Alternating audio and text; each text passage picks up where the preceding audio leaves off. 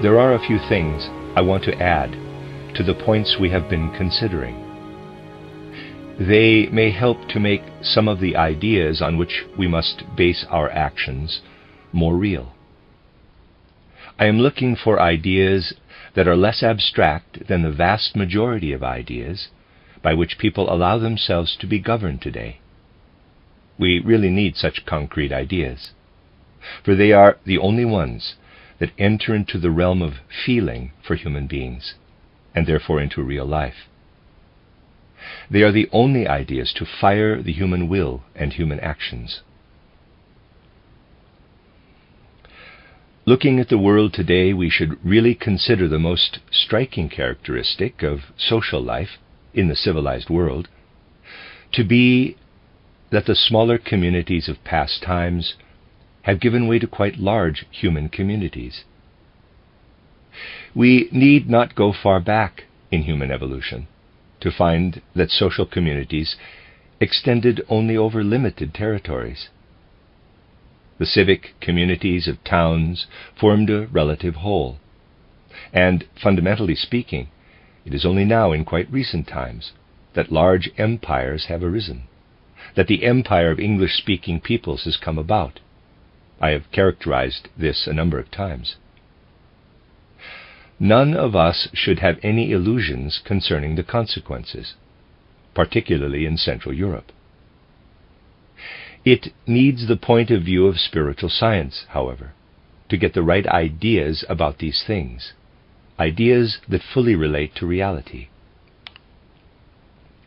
The spiritual scientific point of view makes us go back to earlier stages of human development to see that then, too, people formed certain kinds of communities, though these should not be called states, as I have said on a number of occasions, for that would cause tremendous confusion. Instead, let us find some other, more neutral term. Let us say that, in quotes, realms arose. Such realms were ruled by individuals or by particular groups. Subsequently, states developed out of this.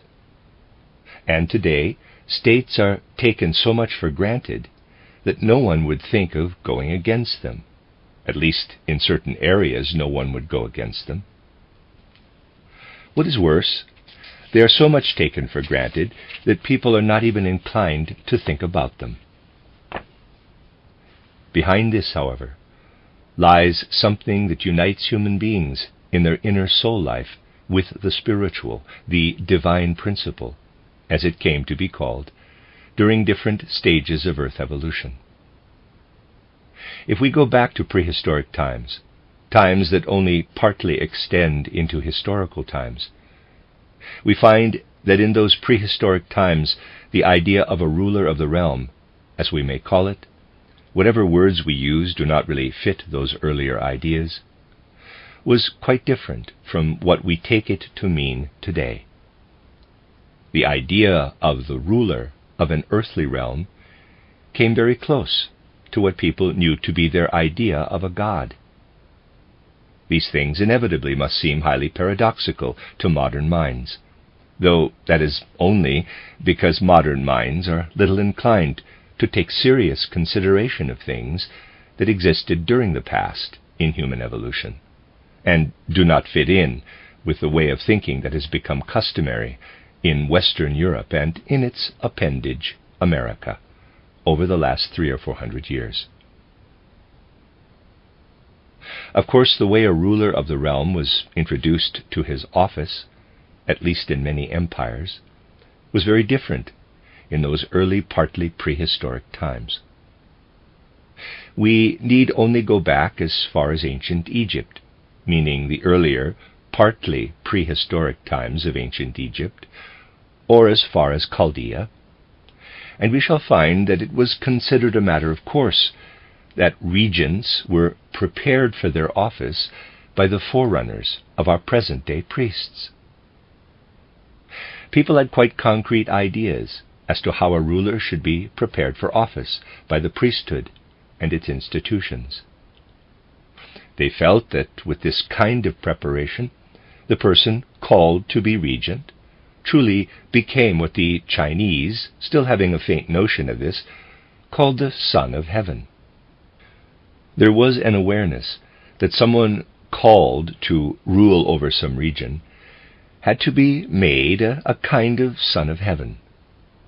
What was in people's minds was, however, something quite different from the one and only idea we have today when we speak of training a person or preparing them for something. You can go to great lengths to explain that one should not train people for some office or other in this world by merely implanting intellectual knowledge into their souls, but that the whole person needs to be developed. Practically all our ideas today on development, education, and so on, tend to be abstract to an extreme degree.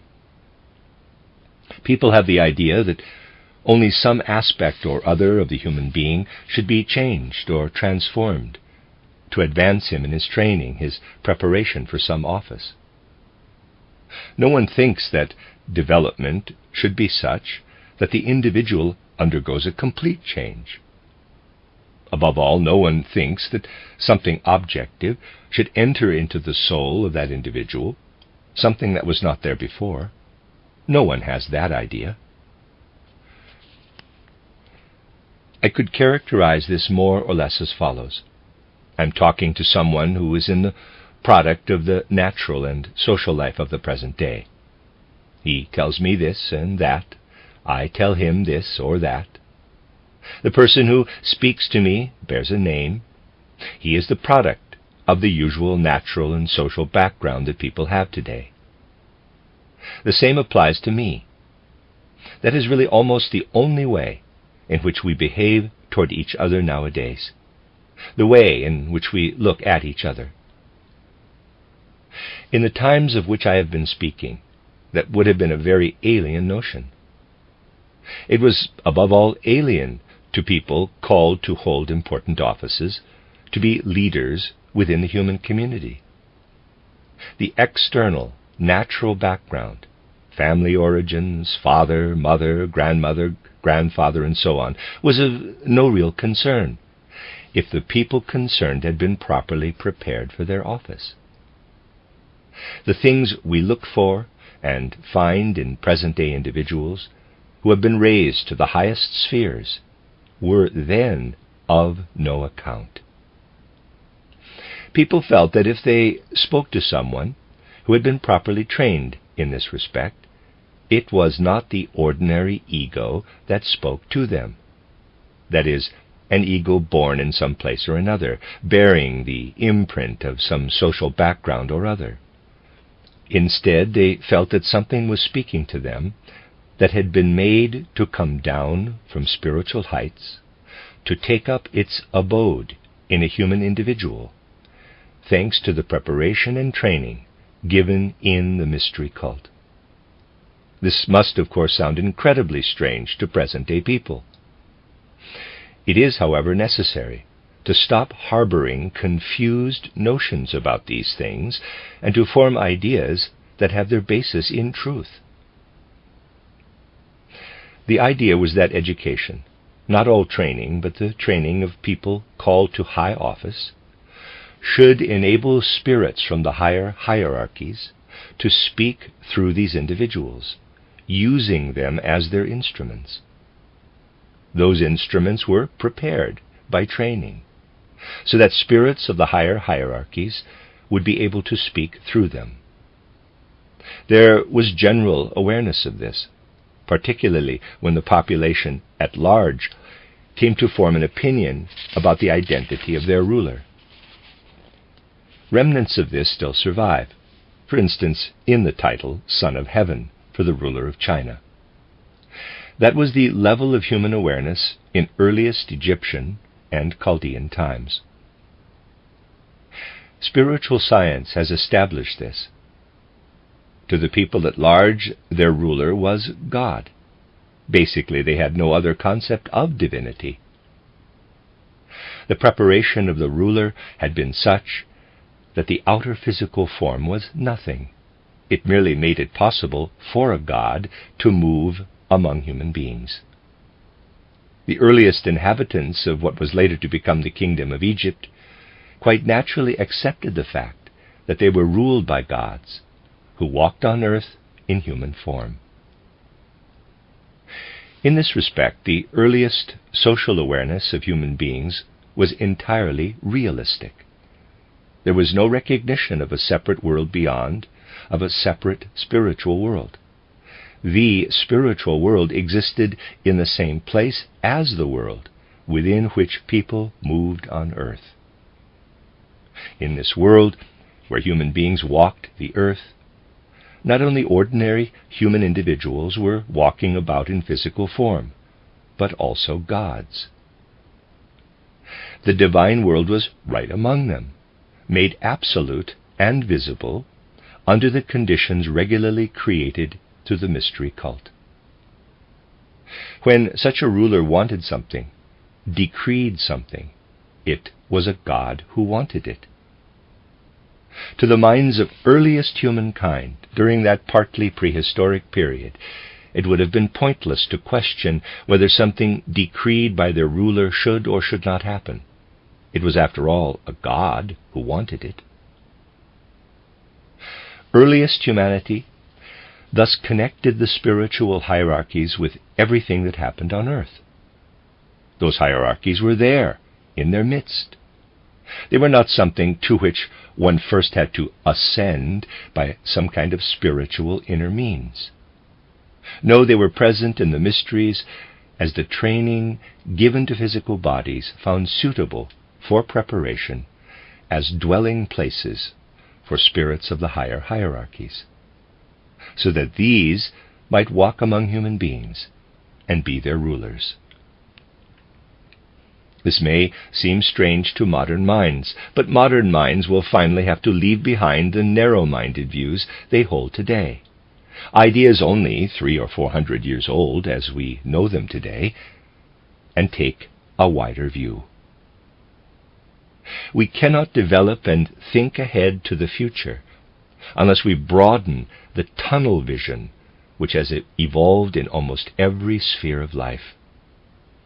We must expand the time horizons we survey and consider larger evolutionary time spans than present-day history normally covers. The things of the past, things that existed in historical and prehistoric evolution, do of course give way to other things as time progresses, but in certain areas they are retained. They are often retained by becoming external, continuing in an outer form and losing their inner meaning. The awareness of the godlike nature of the ruler that was a feature of earliest imperialism still comes up here or there in the present age, except that it no longer has any meaning, since mankind progresses and does not stand still. Not long ago, a Roman Catholic bishop addressed a pastoral to his diocese, in which he stated nothing more and nothing less than that a Roman Catholic priest conducting an act of worship was more powerful than Christ Jesus himself. Acting as the celebrant, the priest coerced Christ Jesus, the God of Christianity, to enter into the physical world as the priest performed the act of transubstantiation. The God might be willing or not. The act of transubstantiation forced him to take the route prescribed by the priest. It is really true that very recently a pastoral referred to the sublime power of the earth-born, quote, priest God, close quote, over the, quote, inferior God, close quote, who descended from cosmic heights and walked on the earth in the flesh of Jesus.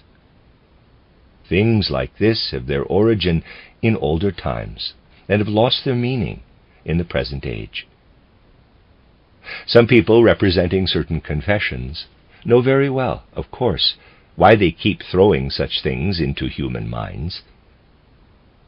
They have become just as meaningless as the words modern rulers write in albums. The king's wishes are the supreme law. These things have happened in our times. Humanity, fast asleep, has said nothing at all about it, and still says nothing now to things going on that bode ill for humankind. Things one gets used to, things one does not want to see. Today we are altogether little prepared to take note of major events in human evolution. That was a first stage in the evolution of human empires, when the ruler was the god. This way of looking at it was still very much alive in Roman times. Whichever way you may look at Nero, as a fool or a bloodhound, for the large majority of the Roman people, Nero's dreadful tyranny merely made them marvel that a god could walk on earth in such a guise. Many of the citizens of imperial Rome never doubted that the figure of Nero was that of a god. A second stage in the evolution of empires came with the transition from a ruler who was a god to one who ruled by the grace of God. During the earliest times of human evolution on the civilized earth, the ruler was God. At the second stage, the ruler stood for God. He was not indwelt by the God himself, but inspired by God, given special grace. Everything he did would succeed because divine power, now no longer within him, but in a realm close to the earthly realm, flowed into him, inspired him, filled him, and guided him in all he did. To describe the essential nature of such a second stage ruler, we have to say that the ruler was a symbol. At the first stage, the ruler was a divine spirit walking on earth. At the second stage, he represented what that spirit signified. He was the sign, the symbol in which the spirit came to expression. The ruler became the image of God. The principles governing those external social relationships also came to expression in the institutions which became established. In earliest times, empires were so constituted that a number of people were governed by a divine spirit. This God would be similar to them in external appearance, but utterly different inside. At the second stage, we find empires where the leader or leaders represent the god or gods and are symbols for them.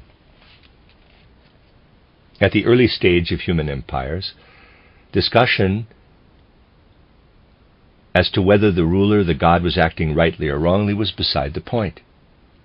At the second stage, it began to be possible to think whether something he had done was right or wrong. At the early stage, everything the ruler did, thought, or said was right, for he was the god. Then, at the second stage, some other spiritual sphere was felt to exist side by side with the earthly realm, one that has the god, the ruler, given the grace of God within it. The power streaming into the earthly realm, giving direction and orientation, was felt to come from that other realm. The institutions and human individuals in the earthly realm were the reflection of something streaming in from the realm of the higher hierarchies. It is interesting to find out, for example, that Dionysius the Areopagite, also called the pseudo-Dionysius, who was much more genuine than orthodox science imagines, presented the right theory concerning the way human empires were ruled by divine empires, so that the conditions and institutions created among humans were a symbol of what existed in the divine realm. Dionysius the Areopagite wrote that there were heavenly hierarchies behind the human hierarchies on this earth. He stated very clearly that the social structure of the priestly hierarchy here on earth, from deacons and archdeacons all the way up to bishops, ought to show that the relationship of deacon to archdeacon is the same as that of angel to archangel, and so on. The earthly hierarchy should truly reflect the heavenly hierarchy. This refers to the second stage of empires. Something was able to evolve that was to govern human ideas until quite recent times. After all, there existed in Central Europe, until 1806, an institution that in its title gave expression to the way the heavenly and the earthly principle were seen to be one: the Holy Roman Empire, an empire seen to be based on the power of heaven. The words, quote, "of German nationality," close quote, were added to the German title to show that the empire was also of earthly origin. The way the title evolved, it is evident that a whole empire was formed in such a way that it should be seen to be the image of a heavenly institution. Such were also the ideas behind St. Augustine's title City of God and Dante's work titled On the Monarchy. If only people were not so limited in their ideas, they could take a wider view when reading something like Dante's work, and realize that Dante, who after all must be considered a great thinker, still had ideas in the 13th and 14th centuries that are radically different from our modern ideas. If we were to take such things in historical evolution seriously, we would give up those narrow ideas that do not even go back as far as Dante, but are just a few hundred years old. The ideas used by people nowadays to fill their heads with illusions, wanting to understand history by merely going back as far as ancient Greek, are limited ideas. Yet it is only possible to understand the whole structure of ancient Egypt, for instance, if we know that the ancient gods still walked on earth. In the times that followed, gods no longer walked on the earth, but the institutions created on earth had to be an image, a symbol of the divine world order. Then something arose, for example, like the possibility to reflect on the lawfulness of things, to reflect on such things as the fact that the human intellect can arrive at a judgment as to what is lawful and what is not. All this only became possible during the second stage of imperial development. During the earliest stage, it was pointless to reflect on what was lawful and what was not. People had to look to what the ruler said, for the God lived in him. He was the God. In the second stage, human judgment could be used to determine that there is something in a spiritual realm next to our own realm that we cannot reach as physical human beings, but only as human beings of soul and spirit. Then people no longer believed, as they had believed in earlier times, that the divine could unite with the whole physical human being, that a human being could indeed become a god. At most, using mystical language to define the living truth about public institutions, people believed that the human soul element could unite with the God.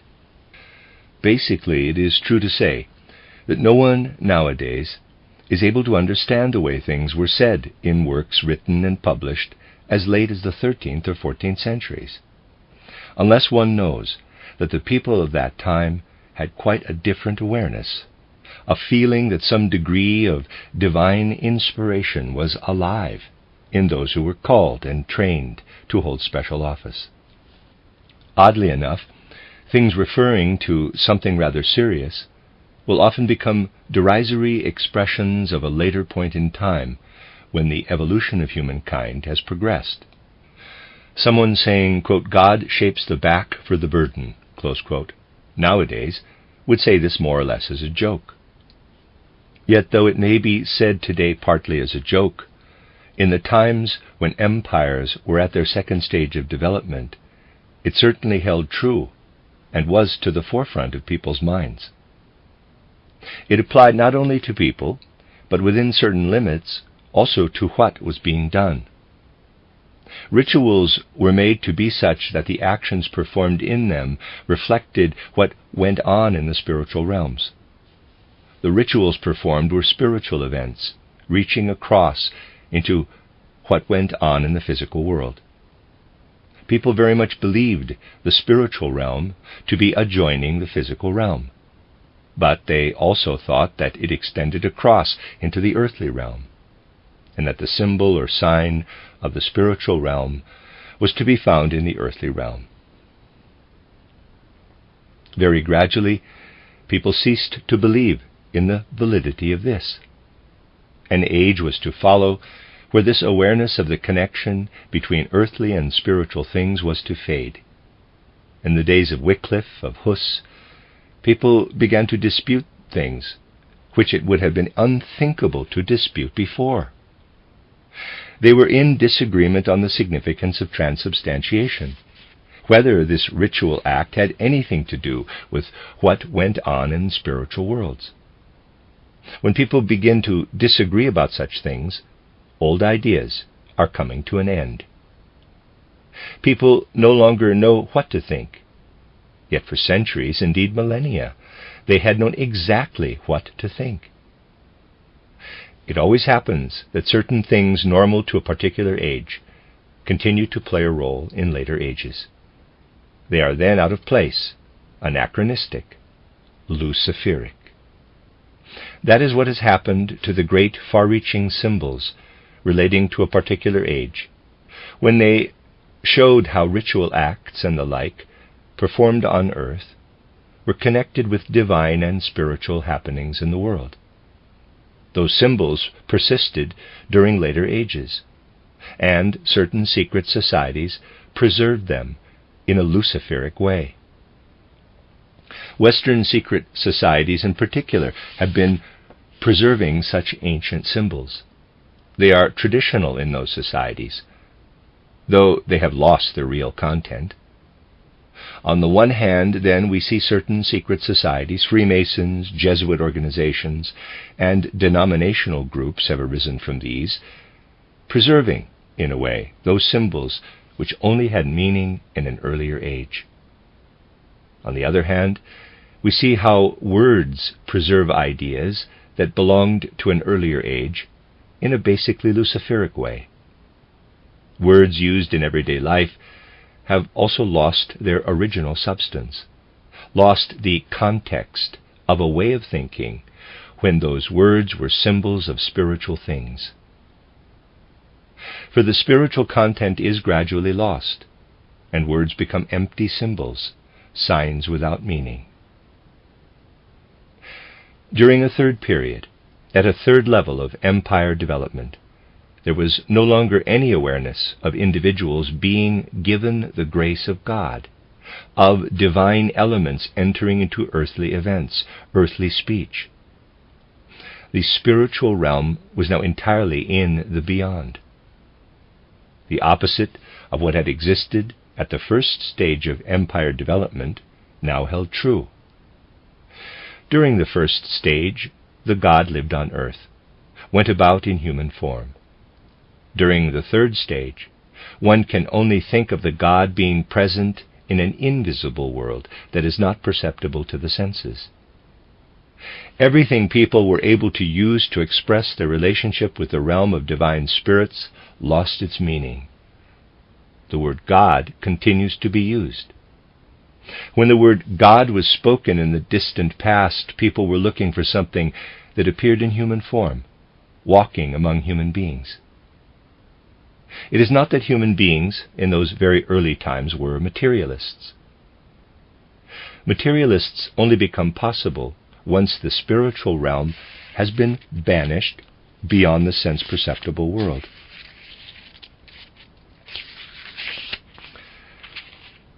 During the earliest period of human evolution, the spiritual world was right there among human beings. There would have been no need for someone living in ancient Egypt during its earliest times to say, "The kingdom of the divine is at hand." He would take that to be self-evident.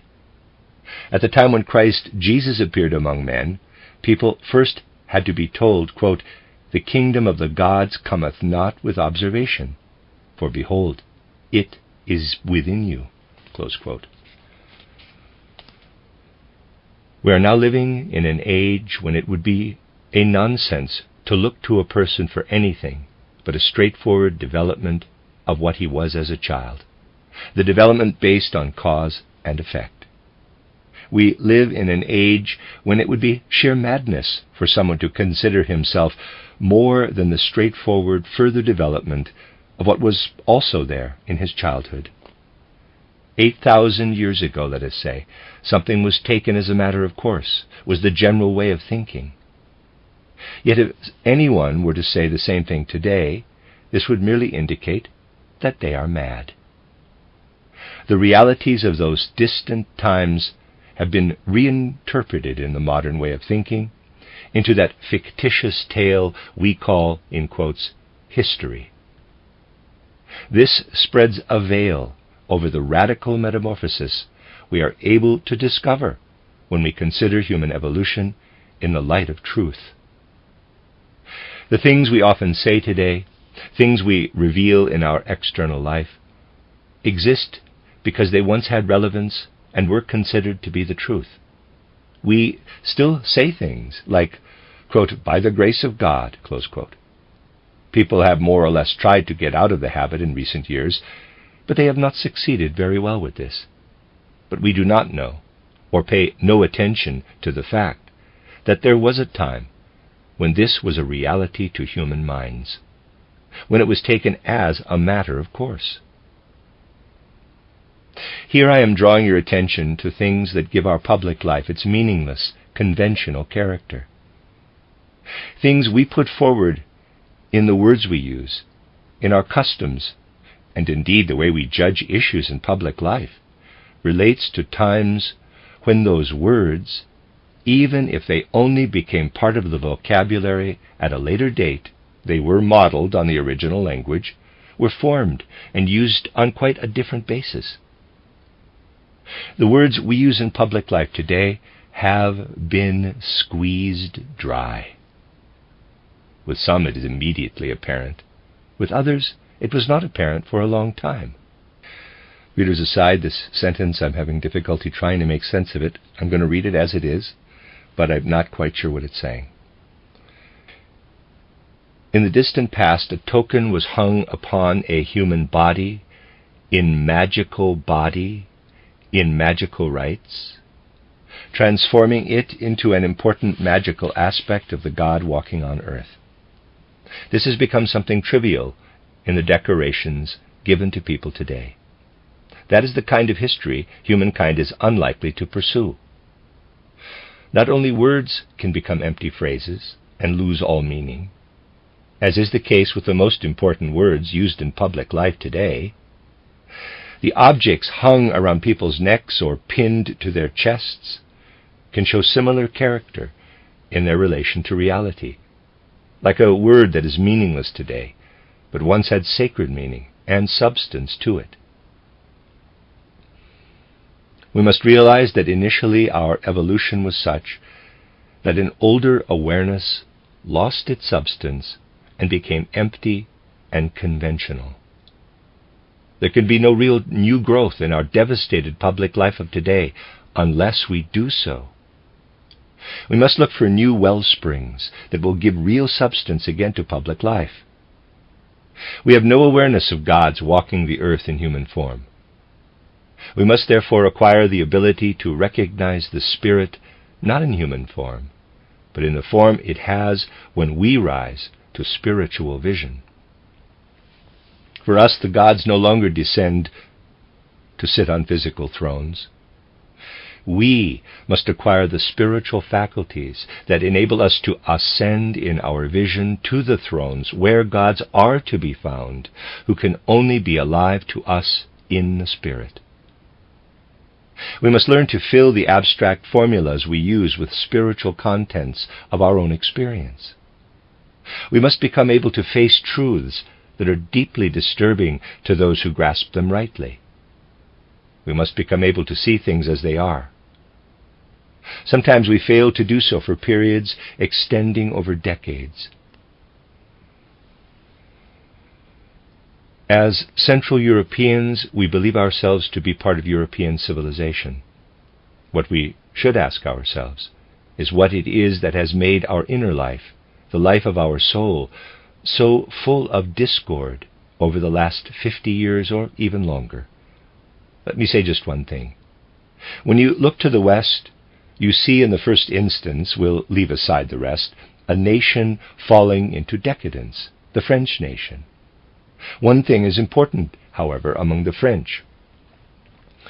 When a member of this nation said, "I am a Frenchman," this is what they have said to themselves for centuries, he said something that was in accord with the external facts, a permissible, truthful declaration made with reference to external life. Any of us who have ever talked to people who were young and German in the first half of the 19th century will be able to confirm the following.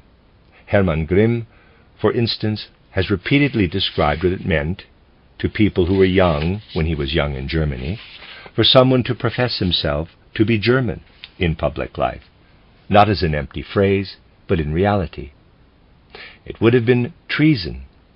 People were Bavarians, Württembergians, Prussians, but to say, quote, "I am German," close quote, would make them criminals. In the West, there was a point to saying, "I am a Frenchman." People were permitted to be that in external life. It would have meant going to prison or being put beyond the pale in some other way, if one had taken it into one's mind to say one was German, that is, belonged to a united nation. People have forgotten about this now, but those are facts. And it is important to face up to these things. We shall not develop the right enthusiasm for such things, however, unless we fertilize our inner life by considering the great events of world history, seeing them in the right light, not that fabricated tale written in our handbooks and taught in our schools today, but the true history of the world that can be found by looking at things in the light of the Spirit. It is quite unthinkable for a present-day Protestant Christian to consider that people once felt it to be true, to say, quote, "The God walked on the earth, and the ruler was the God," close quote, and, quote, "There is no kingdom on this earth where gods are still to be found, for the ways in which one is made a god are in the realm where the supersensible dwells, within the mystery," close quote. In the early times of Egyptian history, which in part was still prehistoric, the mystery was indeed something supersensible. It was only when the mysteries were made into churches that the church became the symbol for the supersensible. Present-day humanity has no wish to look to the points of origin of its historical development. It lives like someone who has reached the age of 45 and has forgotten what life was like as a boy or a girl, at most remembering back as far as his or her 25th year. Try and visualize what it would mean for the inner soul life of someone of 45 to remember nothing that happened before the age of 25. Yet that is the state of mind humankind is in now. It is the state of mind in which the people arise who are to be the leaders of humanity. Out of this state of mind, something is attempted that is to give the orientation for a social system. The most important thing is that human beings come to see humanity as a living organism with a memory that should not be trodden to death, a memory reaching back to things that still have their effect in the present day, and because of the way they do take effect, literally ask for something new to be poured into them. We merely need to strike this note a few times, and we shall see that there is need for something in the present time that makes all the empty words that are flashing up all around come to nothing. It would be good if a sufficiently large number of people were to realize how serious the present situation is, and out of this realization were to arrive at something that is really new. The sad thing is that people today have been given great tasks, and yet would most of all like to sleep through those tasks. The particular task given to the anthroposophical movement for decades now has basically been to shake humanity out of its sleep, to point out that humanity needs to be given something today that truly changes the present state of soul to the same extent as the dreamer's state of soul changes to being fully awake and alive for the day when he wakes up in the morning. This I intend to be the conclusion to the two aspects of history, seen in the light of spiritual science, I discussed during my present stay in this city. If only something could emerge from our anthroposophical movement that would truly fire our social ideas, filling them with warmth and energy. Social impulses are needed in the present age. That is so obvious when we look at events that we really should not fail to see. These social impulses can only come to fruition if a new spirit is poured into human evolution. This should be realized particularly by the people who from one side or another come to join the anthroposophical movement. On the soil of this anthroposophical movement, truthfulness and alertness are necessary, real alertness. Modern civilized society has got into the habit of being asleep in public life. Today people are so much asleep one might fall into severe doubt on seeing the external course followed by people in the pursuit of their affairs. Were it not for the fact that one stands within spiritual life and perceives the course taken by spiritual affairs behind the physical world. The external course people pursue in their events clearly spells it out, that people fight shy of having any part in the search for truth in the phenomenal world. They are so glad they do not have to look at the events that are happening.